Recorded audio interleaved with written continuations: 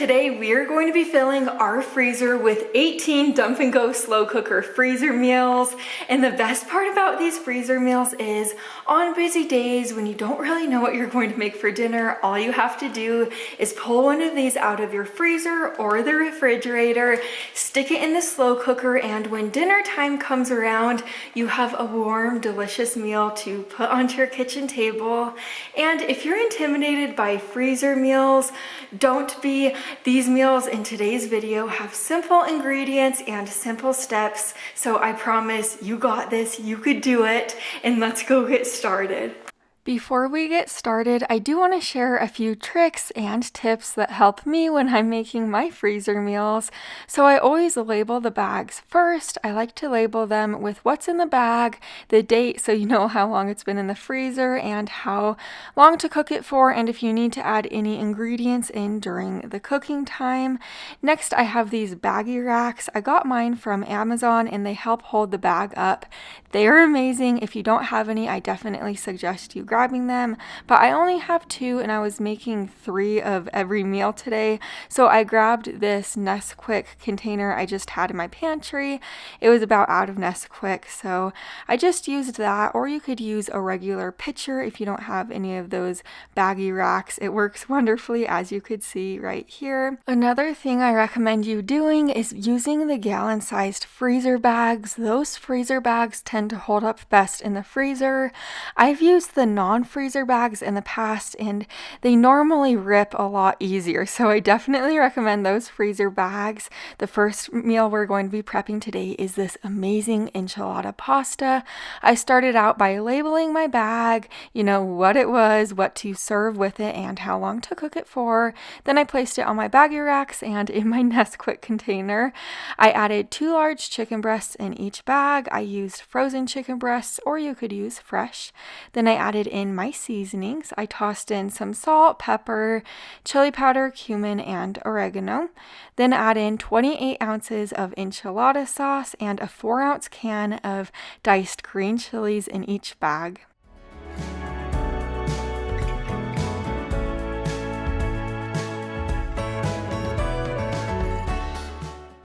Another thing that I definitely suggest you doing is making double or triple batches of these meals today. It is a little bit more work to prepare, but it is so worth it in the long run because you have so many more meals. You could bring some to your neighbors, your friends, your family, anybody that needs a meal. You are fully loaded with plenty of meals, but these will last in your freezer up to 3 months. They will last longer, but the flavor is best up to 3 months in my opinion. But once you thaw this out in the refrigerator overnight, this could go in your slow cooker and it will cook on low for about 6 hours. And make sure you get all of that yummy sauce out of the bag. Once my chicken was almost finished cooking, I started on my pasta, so this meal goes super well with 16 ounces of cooked pasta, so I got that pasta going. But now that my chicken's cooked through, I am going to shred it up. As you see, it is extremely tender. It is just shredding with the back of my fork. Now I'm going to add in my 3/4 cup of sour cream along with 1 cup of Mexican style cheese. I'm going to give this a really good stir to let the cheese melt down and the sour cream melt down, and this is going to become so creamy and delicious. But once the cheese has melted down, I am going to stir in the cooked pasta right now.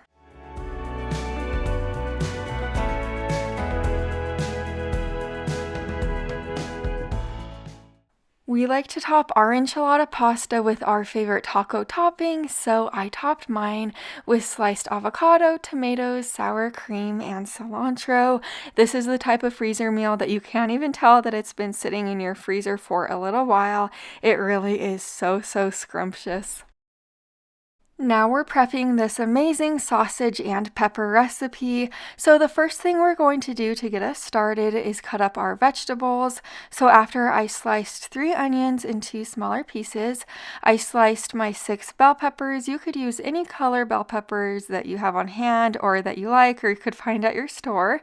Then I set our peppers and onions to the side, and then I placed the bags on the bag holders. In each of the bags, I added some of those bell peppers and onions onions. Next, in each bag, add a 28-ounce can of crushed tomatoes, then add in a pound of Italian sausage. I just used the regular Italian sausage, but you could use hot Italian sausage, sweet Italian sausage, really whatever you like. Then add in 1/4 cup of chicken broth, and for the seasonings, toss in some fennel seeds, onion powder, garlic powder, pepper, and salt.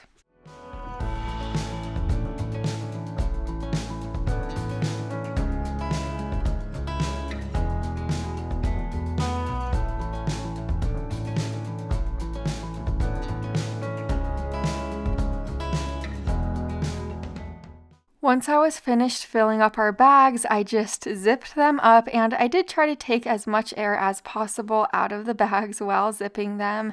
Then I just placed these into the freezer, and then to cook this meal, you're just going to put it in the slow cooker on low for about 6 hours or until your sausage has cooked through. Once your sausage is cooked through, you are just going to put it on a cutting board and slice it into smaller discs. If you wanted to, you don't have to really slice this sausage up. You could serve this sausage in hoagie rolls, or you could really serve it however you choose to do so. I just like slicing it up like this for my family, and we like to eat this over rice, but you could serve it over egg noodles, mashed potatoes, or like I said, in hoagie rolls. This meal is really good. I can't make slow cooker freezer meals without making my favorite slow cooker chili, so to get this chili started, to the pan on my stove, I'm adding 2 pounds of ground beef, or you could use ground turkey or chicken. I broke that ground beef up and I am cooking it through. Once the ground beef has completely cooked through, I will remove any excess grease in the pan, and my mom taught me this trick when I was growing up. Just wiggle a paper towel around in your pan until the grease has absorbed. It works magically. But I'll set this ground beef to the side to let it completely cool down. Now to start filling our freezer bags, you do want to write on the front of the freezer bag to add 3 cups of beef broth in. You'll want to add that beef broth in when you add the chili into the slow cooker. The reason I'm not adding that beef broth in now when I add the rest of the ingredients in is just because I don't really want to overfill my freezer bag, but I divided that ground beef into each of the bags. Then I added in 3 tablespoons of tomato paste, followed by a drained and rinsed can of pinto beans, a can of fire roasted diced tomatoes, a can of rotel. Then for the seasonings, chili powder, cumin, paprika, brown sugar, cayenne, salt, and pepper. Then add in a drained and rinsed can of kidney beans, 1 onion, and a tablespoon of minced garlic. After you added all those ingredients into all 3 bags, just seal those bags up and remove any excess air in the bags. One super cool thing about this chili recipe is, since that ground beef is already cooked through, we could cook this chili from frozen in the slow cooker. So one way to freeze this bag of chili is directly in the slow cooker. That way it just forms to the shape of your slow cooker, or you could bunch the chili up into a ball just like this, and that way it will fit into your slow cooker wonderfully. But after your chili is frozen and you're ready to stick it into your slow cooker, one thing that you could do is just rinse it under hot water. This will help the chili kind of defrost slightly so it could get into your slow cooker easier, just like this, just so it doesn't stick to the bag. And then of course add in your 3 cups of beef broth and cook this on low for about 6 to 7 hours. Also, if you don't want to cook this chili from frozen, you of course don't have to. You could cook it from just being refrigerated, but here's what this chili looks like. My house was smelling so amazing, and we like to top our chili with cheese, cilantro, and sour cream, but top your chili with anything that you love. This recipe is 10 out of 10, and it's just an amazing freezer meal. These chicken tacos are amazing, and they're extra amazing to make into freezer meals because they only have about 3 ingredients. So to begin, to each of the freezer bags, I added 2 large chicken breasts. Again, I used frozen chicken breasts, or you could use fresh. Next, add in about 1.5 cups of salsa. Any brand or any type of salsa will work. I just used the salsa that was in my fridge, and I used the last of it, so I added a little bit of water to my salsa jar to get the excess salsa salsa out, but then I grabbed another jar of salsa and just added that into the 3 bags as well. Now I'm going to add in about 1 tablespoon to 2 tablespoons of taco seasoning. I sealed the bags up, and then seriously, it cannot get any easier than this. This chicken taco recipe has to be one of the easiest recipes to meal prep ever. So these chicken tacos will cook on low in your slow cooker for about 6 hours. After 6 hours of cooking, you will just shred that chicken up, and you could put it into tortillas. You could make these chicken tacos into kind of like a taco salad. You could really serve this chicken taco meat however you choose to do so. And then we topped ours with tomatoes, cheese, and sour cream, but you could top your tacos really with any toppings you enjoy. These tacos are delicious. And then we typically have extra taco meat on hand, so we make it into like quesadillas for the next day. And I could say this over and over again, but this recipe makes for the easiest freezer meals. This honey garlic chicken only has a few ingredients as well, so to get this recipe started, we're going to begin on the sauce first. In this bowl, I added in our soy sauce. Next, you'll toss in your ketchup. After you add in your ketchup, go ahead and add in your honey and then give this a really good whisk. Over to my freezer bags, I added 2 large chicken breasts into each bag. Then I poured the sauce over the top, and I do want to let you know, if you don't want to use chicken breasts, you could always use chicken tenderloins, boneless, skinless chicken thighs, or chicken drumsticks as a substitute. I just zipped these bags up and then they went into my freezer. To cook this honey garlic chicken, just cook it on low in the slow cooker for about 6 hours or until your chicken has completely cooked through. And we like to serve it with white rice. And to cook my favorite Instant Pot white rice, I just really wanted to show you. I just add a couple tablespoons of oil into my Instant Pot. Then I add a cup of rinsed jasmine rice, followed by about 1.5 cups of water. I put the lid on top, and then I just pressed the rice button. That is all you have to do. But now that my chicken is cooked through in the slow cooker, all you have to do is shred it up and serve it. It can't get any easier than this. And then I served our chicken over the white rice, of course, and then I did serve it with steamed peas on the side and sesame seeds on top. This chicken has so much rich, bold flavor, and then of course prepping it into freezer meals is just easy cheesy. It is wonderful. Now we're prepping these classic Swedish meatballs, so to get this one started, into my freezer bags you'll first add a 32-ounce bag of home-style frozen meatballs. I just find these meatballs at Walmart, but you could get meatballs like this pretty much at any grocery store. And then you'll add in about 2 tablespoons of cornstarch.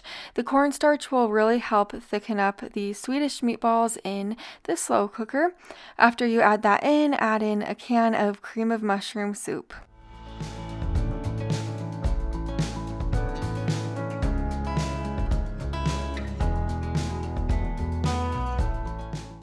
Now we're going to add in about 3 tablespoons of Worcestershire sauce, followed by our seasonings, just some onion powder, garlic powder, and pepper. You don't need salt in this recipe because we are adding in a packet of brown gravy mix in each of the bags.